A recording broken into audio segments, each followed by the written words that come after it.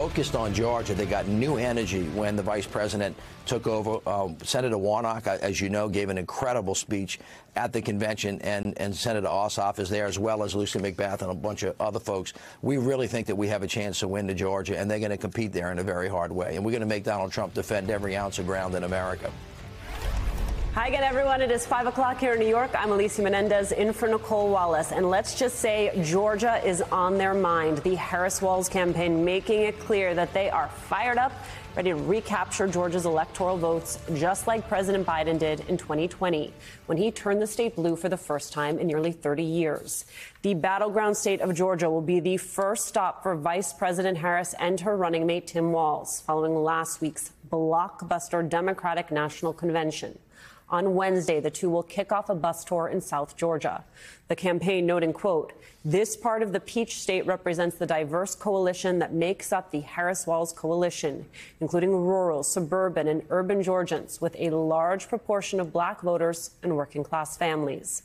This visit to Georgia marks Harris's second visit to the state since launching her campaign just a month ago. She will hold a solo rally in Savannah Thursday night following that bus tour. Meanwhile, we know Georgia, very important to her opponent, Donald Trump. When he lost the state in 2020, he tried to strong-arm Secretary of State Brad Raffensperger into finding just the right amount of votes he needed to win. But this time around, Democrats are having to fight even harder as Republicans in Georgia are trying to rig the system in their favor. 3 Republicans on the state's election board have been attempting to change voting rules just months before early voting begins, like their approval of a new rule that would make it easier to delay the certification of election results. Their attempts so brazen, the governor is now asking the attorney general for guidance on whether he has the authority to remove members of the board. That's according to reporting by our friend at the Atlanta Journal-Constitution, Greg Bluestein. These dangerous efforts underscoring the need for Democrats to rally Georgians and protect American democracy. A message we heard from Senator Raphael Warnock at the DNC. Behind the big lie was an even bigger lie. It is the lie that this increasingly diverse American electorate does not get to determine the future of the country. The lie and the logic of January 6th is a sickness.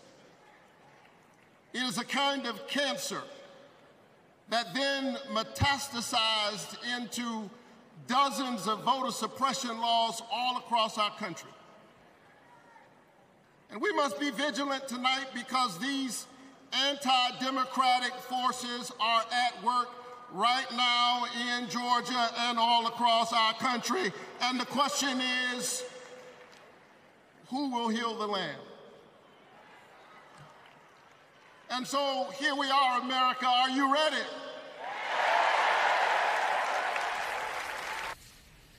And that is where we start this hour with co-founder of Black Voters Matter Fund, LaTosha Brown, plus political reporter for the Atlanta Journal-Constitution and MSNBC political contributor Greg Bluestein, and political strategist and MSNBC senior analyst Matt Dowd. LaTosha, what do you think? Will we see Georgia turn blue again?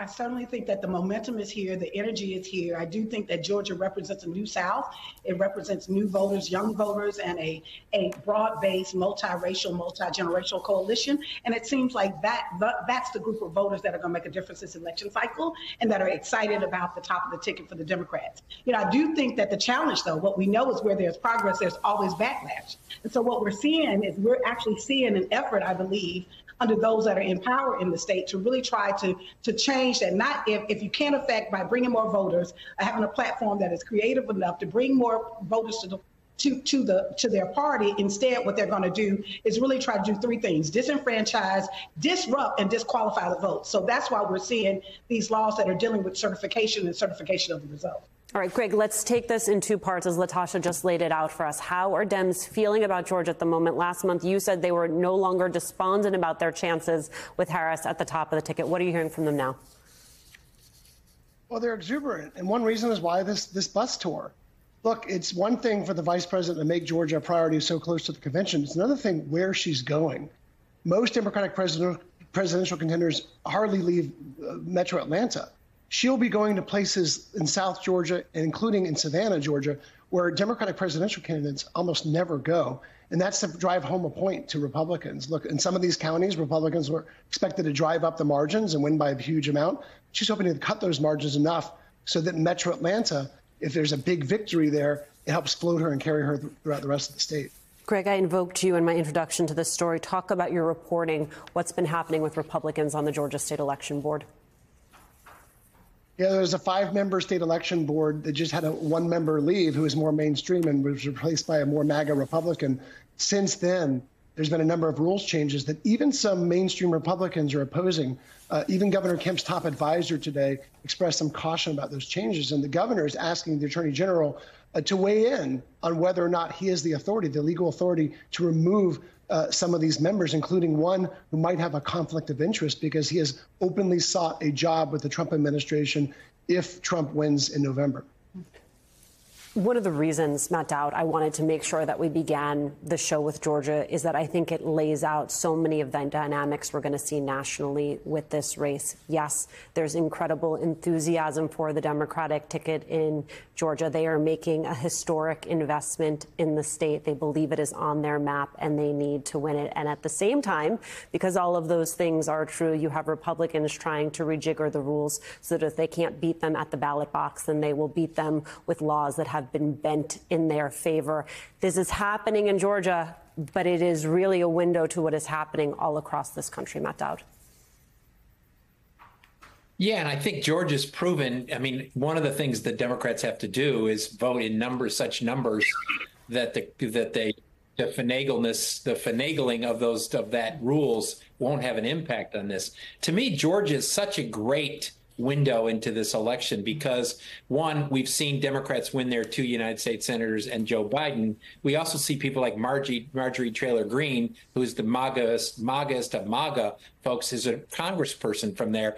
And we've also seen, it's interesting to me that Georgia is where more Republicans have stood up to Donald Trump than anywhere else. The Secretary of State, Brad Raffensperger, former lieutenant governor who spoke at the Democratic convention, who's a Republican, endorsed the vice president. And the governor of the state has stood up to Trump, who's had an on-again, off-again relationship with him.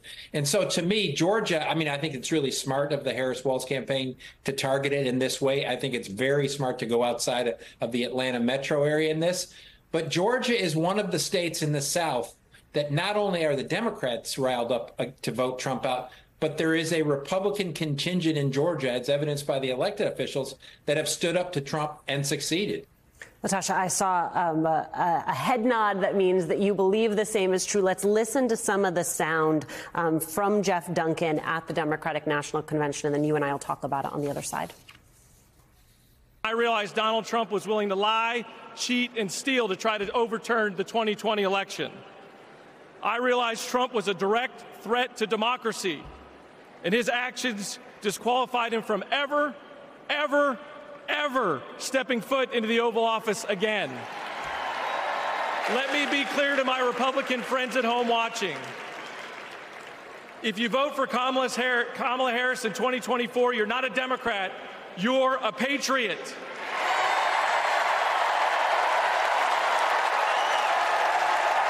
Natasha, I wonder how that changes your outreach efforts. You know, I think that that's a strong statement. I think that what that says is that the Republican Party is fractured. You know, in many ways, I do think that it can create a certain level of desperation that will actually increase the disinformation and misinformation that is going towards certain communities. So on one hand, I'm actually very happy that he's taking that position. I think that was a powerful statement.